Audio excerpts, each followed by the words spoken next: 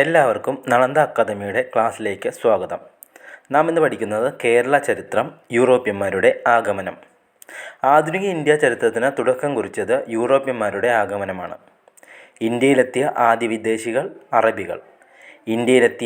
വിദേശികൾ അറബികൾ. കടൽമാർഗം ഇന്ത്യയിലെത്തിയ ആദ്യ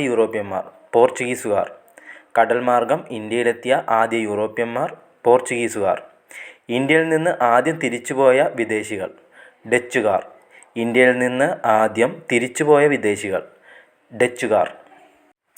ഇന്ത്യയിൽ ആധിപത്യം സ്ഥാപിച്ച യൂറോപ്യന്മാരുടെ ക്രമം നമുക്കൊരു കോഡിലൂടെ പഠിക്കാം. പോഡ ബീഫെ: പോർച്ചുഗീസുകാർ, ഡച്ചുകാർ, ബ്രിട്ടീഷുകാർ,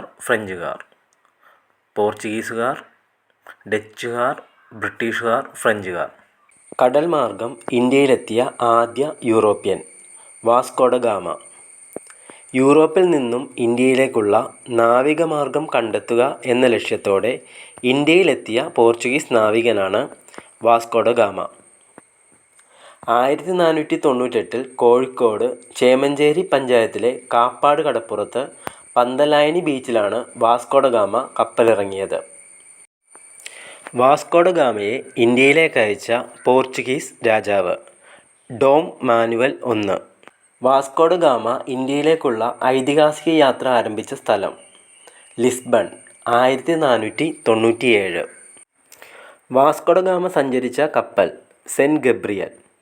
വാസ്കോ ഡ ഗാമയെ ആദ്യ യാത്രയിൽ അനുഗമിച്ച കപ്പലുകൾ Saint Raphael, Saint Berrio.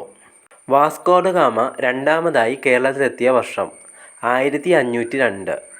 Vasco da gamma അവസാനമായി മൂന്നാമതായി കേരളത്തിലെത്തിയത് 1524.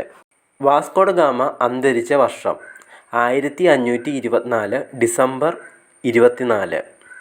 വാസ്കോ ഡ ഗാമയുടെ ഭൗതിക ശരീരം ആദ്യം അടക്കം ചെയ്തിരുന്ന പള്ളി Saint Francis Church, Kochi. Vasco da ഗാമയുടെ ഭൗതിക ശരീരം കൊച്ചിയിൽ നിന്ന് മാറ്റി പോർച്ചുഗീസിലേക്ക് കൊണ്ടുപോയ വർഷം 1539. വാസ്കോ ഡ ഗാമയുടെ ഭൗതിക ശരീരം ഇപ്പോൾ സ്ഥിതി ചെയ്യുന്നത് Jeronimos cathedral, Lisbon. Vasco da Gama എന്ന സ്ഥലം സ്ഥിതി ചെയ്യുന്നത് ഗോവ. ഇന്ത്യൻ മഹാസമുദ്രത്തിലെ സേനാധിപതി എന്ന് വാസ്കോ ഡ ഗാമയെ വിശേഷിപ്പിച്ചത് മാനുവൽ രാജാവ്. വാസ്കോ ഡ ഗാമയുടെ ആഗമനത്തെ ഏഷ്യയുടെ ചരിത്രത്തിലെ വാസ്കോ ഡ ഗാമ യുഗത്തിൻ്റെ തുടക്കമെന്ന് വിശേഷിപ്പിച്ചത് KM പണിക്കർ.